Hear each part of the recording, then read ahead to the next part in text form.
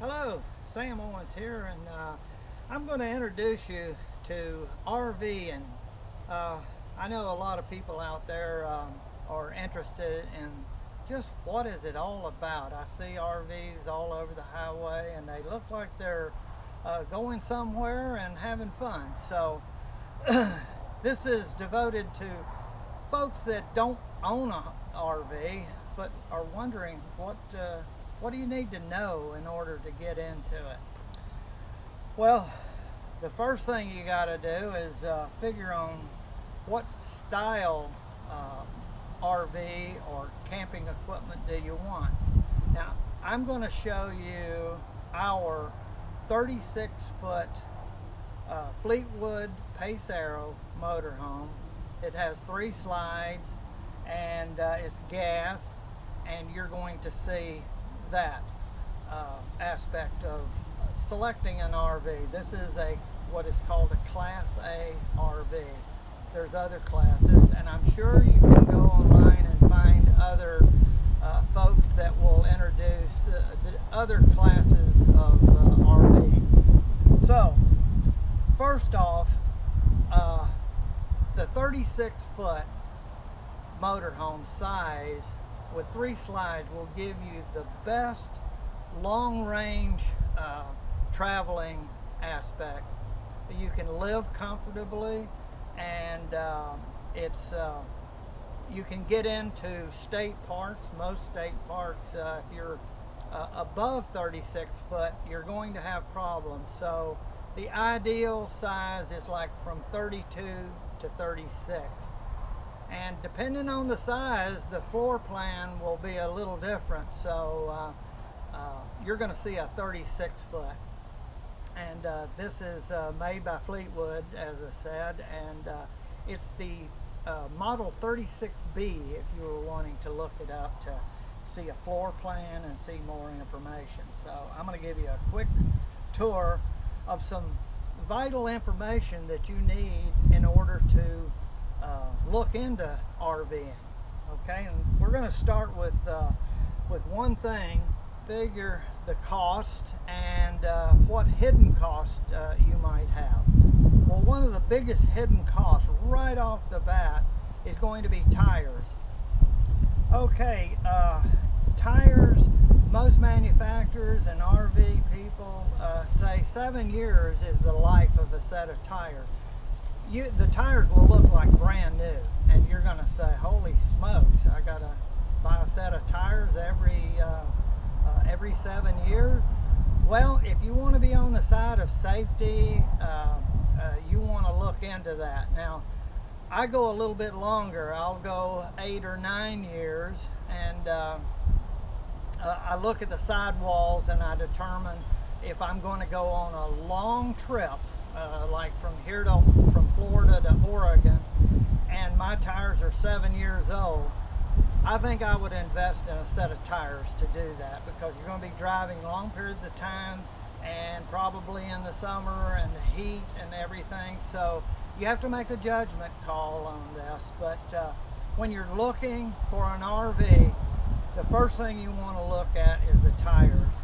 If it's a 2-year-old motorhome, you don't have to worry about it, because the tires are only going to be 2 years old, and you still have a lot of life out of the tires. But if it's a 10-year-old vehicle, you better count on replacing tires. I'm just going to tell you quickly, an average can be for 6 motorhomes tires of a 36-foot Class A motorhome can cost close to $3,000 by the time you get them all mounted and balanced and all of that. So figure that into the cost right away. One thing I'm going to do is show you how to identify how old the tires are on the motorhome. This is very important for any vehicle you're purchasing, is to know where the tires stand for safety. Okay, let's go to one of my driver's side tires, and let's find that code. Okay, this is what you're looking for, that DOT and those numbers and letters, but that 2310 As you can see, my tire is the 23rd week of 2010. Okay, something else that's important when you're looking at the motorhome is the storage that you're going to have available, because you're going to want to take some things, and you need storage compartments that will allow them to be taken, like folding chairs and stuff like that. Well, here's the Fleetwood motorhome and its storage area. This is where we put most of our things that we use a lot, because it's right next to the door. Drinks and what have you can go in there. Then over here we have the chairs and everything. If you'll notice, these, and they have lights up in here, so at night you can have light to see in there without having to have a flashlight. And there's a switch in there that turns these light compartments on and off, so you have to remember to put that switch on. So storage is very important. We have some good storage on this. Plus, I like doors that storage compartment doors that open in this manner. Some of them open from the side, so you're way out here trying to do things. Here's the other thing, is this is a slide compartment right here for our kitchen. The whole thing slides out, so these storage compartments are slid out so you don't have to crawl under the slide. That's going to be a key thing. If you can find a motorhome, and this happens to be a workhorse chassis, so workhorse chassis lend themselves to this type of setup. So the way the storage accesses is going to be important, because you don't want to have to be climbing underneath the slide out. So you look for that when you're getting a motorhome. Does the storage come out with the slide? Okay.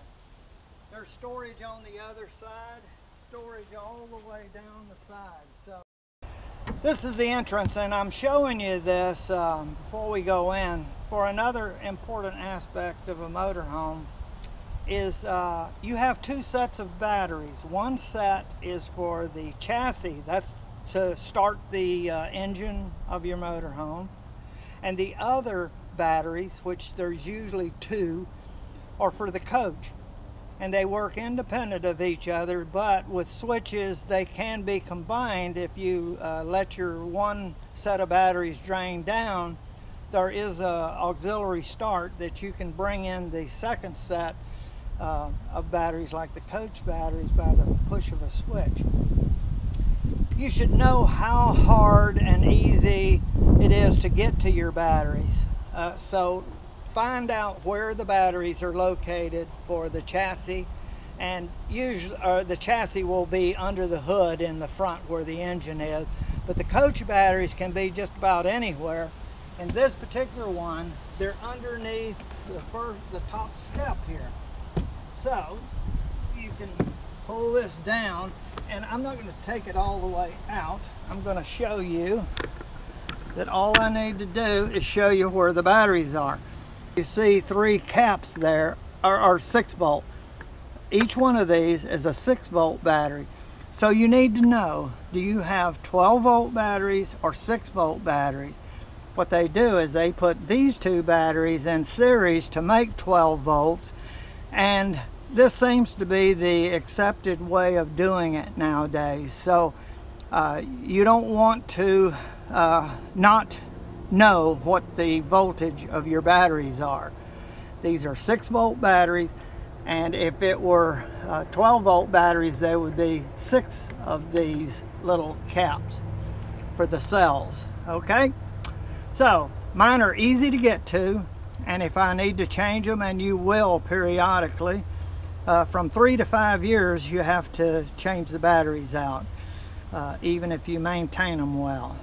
Okay, and these are maintenance type batteries that you have to maintain with water level. So you do have to check the water.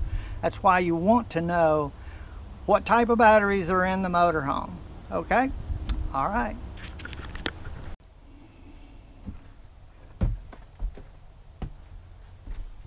Okay, this is the command center.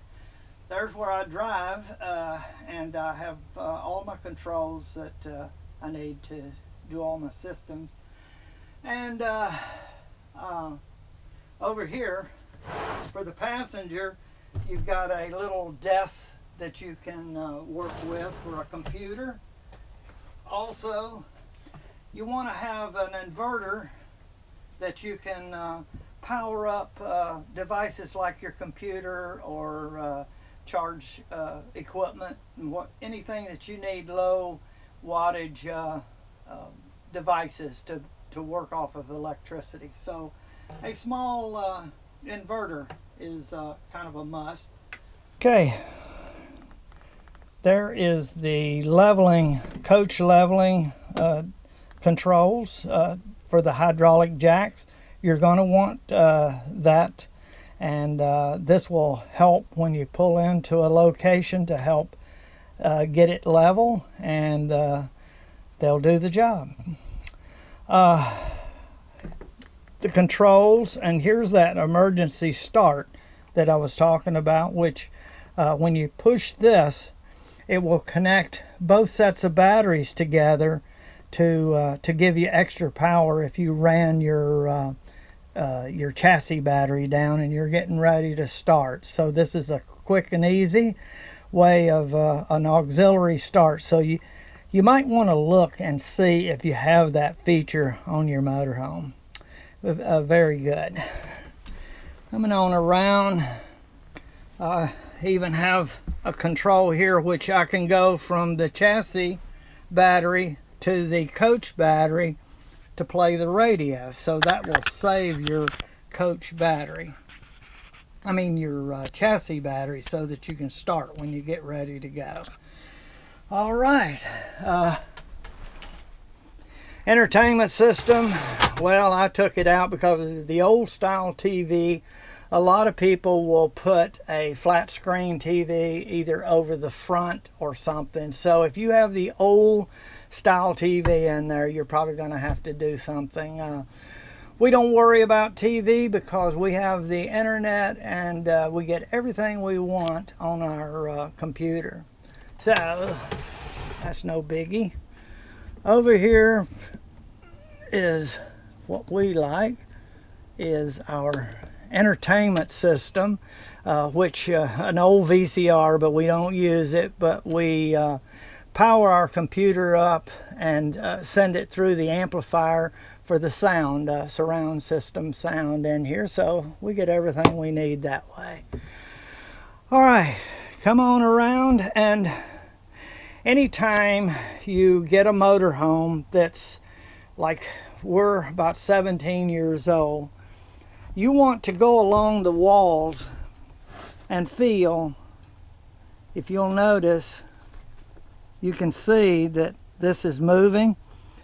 What has happened is the arms to the awning, they didn't seal them at the factory when they put them in, and after a long period of time of water running down the awning and into the lag bolt, which didn't have any sealing at all, it found its way into the walls and so forth. So feel of the walls, look at the ceiling for any signs of moisture, you know, stains and what have you. And feeling of the walls will tell you if they're nice and solid, everything is good. But if they're spongy, they've had a leak. So there you go. Here's the next thing. We're just going to work our way back. Most dealers will take you through and explain all the systems, so you want to make sure. It'd be a good idea to have your video camera with you so that you can record just what the dealer told you about the system, so you can reproduce that. there's such a thing as the slide. Front room slide is right here. The rear room slide is here. Actually, this right here is the front slide. If you notice, it's more forward than that slide, which is the rear slide. And then there's a bedroom slide that has its own control in the back. Before you can pull these slides in, you would have to have the ignition key in and on to the on position. You can have the engine running to get more power for the motors. You also have to have the brake, the e-brake down there, depressed and locked in position, and then you'll be able to pull the slides in. So that right there, if you don't know those things, you're going to have difficulties on your first trip. So you should become familiar with all of that. There's all kinds of little things like that you can't get things to happen unless you have them in the proper sequence. So pay attention real closely to all of the systems that they describe. Going along, you have your display of here's the display location, and here's fresh water, gray water, black water, and LP gas. Each time you press that, it will display whether it's half full or what have you. So that's very helpful, but after a number of years, some of this may not work. And right now, see, nothing works until I turn the power on. Now, some motorhomes don't have this, but I have a main battery disconnect. That's for the chassis. Auxiliary battery is for the coach. Now, I can turn it off and on. Right now, you don't have a light, so I don't have them on. Right here, that turned my main battery on. That turned my chassis battery. Now, I can see my black water tank is full. My gray water tank is full. My fresh water tank is empty. LP gas, I've got 3/4. These two are reading wrong. You're going to find that those sensors may need to be changed after a while. They get stuff on them, and they deteriorate and give you false readings. So you can't, if this doesn't read right, you're going to have to look at your... I can pull the rear room in. I'm sorry, the rear room is the living room. Okay, as I pointed out before, and this is the that's the kitchen. This is the living room. Okay, and here's your climate control, both heat and cool, and your temperature setting. So everything is in one location here. All right, and they give you some precautions. Read all of these notices. There might be some very helpful information on some of these little notices and cautions, and also any of that kind of stuff. Okay, this is just a storage place. And coming on back, you have lots of there was a couch in here, and we took the couch out because we found we could use a chair, a stressless chair, better. Gail puts her computer there, and we have a power block there for her, you know, all the things she needs. And we even put some hooks up underneath there that she can place cords and what have you. Sometimes simple stuff like this, well, I need another chrome one, but hats will hang on them, and you can do a lot of things. There's a small amount of storage, but you can find stuff that will go in there. And you adopt, like this is our office supplies mostly right here, extra paper for the printer and what have you. And then you get into the kitchen area, then we have and things move around when you're driving, and we've parked it, and so things may be shuffled around a little bit. And she actually puts some rubber down there so this stuff doesn't slide. And what you have to do if you're going to travel, she will take plastic Walmart bags or something or other and put in between these, because there's nothing worse than having something like that going down the road. So when we're taking off, Gail has all of this stored up so that it doesn't make sound, so you'll have to do this. This is the way she does the coffee pot when we take off. So let's see, going on around, she sets the garbage up there. So it's been pulled into our storage area that we store it until we're going to use it. So that's why it's like it is. Here, she puts this in there to block. These have little feet, and this keeps our toaster from going. And you have to watch. In mountain roads, we found that these drawers would slide in and out. So we come up with this system where we lock them together. Same way with the refrigerator. When we store it, we leave it open. And you have all of these little bars, tension bars, that will help you to keep the iced tea from flying out of there when you open it up. She uses the sink to store items as we go, so you'll come up with stuff like that. And this is the slide control right here for the rear slide. And you see, this is anytime you see the bed mostly in this configuration sideways, it most likely has a slide.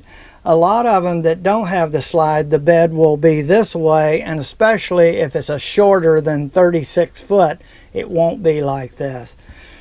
Okay, there's storage here and on the other side, and we have a storage on either side, and they work real well with a couple of lamps, lights, lots of lights, and two storage areas for our hanging clothes are right there. And we have a privacy door right here. There'll be some form of closure on the rear bedroom, and this one unbuckles there on here, and this will slide all the way up to there, so you can have guests to come into the bathroom without disturbing you.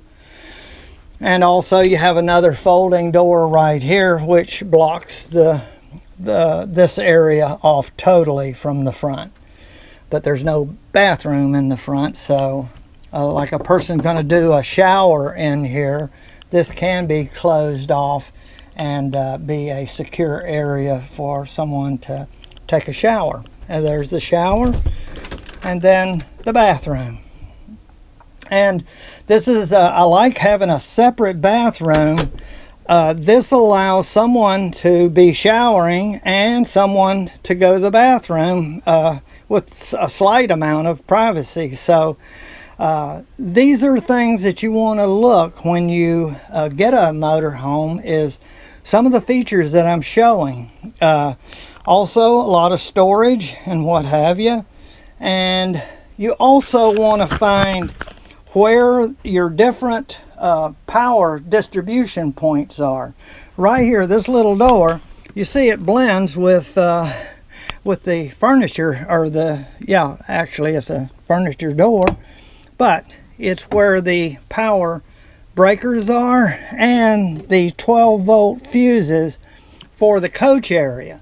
Now, if you were having trouble with your turn signal lights, you would never come to this panel. This is only for the coach lights, the water pumps, and things like that. Anything to do with the coach will be back here, the AC outlets and what have you. So that's the first thing you have to look at. And let's see, old style TV. So that no longer will work with the digital TV today, but we still can use it due to some hookups I've done for our display of DVDs and what have you. Okay, so we go right on out, and so we have 3 slides here. This slides all the way out, and this slides all the way out, and it's really a huge area in here. And then the back slides, the end of the bed slides out, and I don't want to go through all of that because I'd have to make sure the batteries are charged back up, operating all of this, but I think you get the idea. We'll take you through. If you'll notice, you don't have to have the slides out to function in this RV. You can get to the refrigerator, you can get to the clothes. Now there are some clothes drawers down that are underneath the bed that you couldn't get to for that slide. So that slide, the bedroom slide, would have to come out in order to get to some of your clothes. But the rest of it, you can fully cook. So when you pull into a location and you want to stay the night, but you don't want to pull everything open, you see, you can operate everything here without pulling the slides out, which maybe you want to pull into a Walmart, but you don't want to look like you're camping, so you can, for the night, just stay and still work your microwave, your refrigerator, your bathroom, your shower, everything. So look for that in a motorhome as to just what kind of latitude do you have with it. And we like this floor plan that we have. And it's worked well for us when we travel for maybe 3-4 months at a time, or we live in a location for 6 months, which we have. All right, that's about it.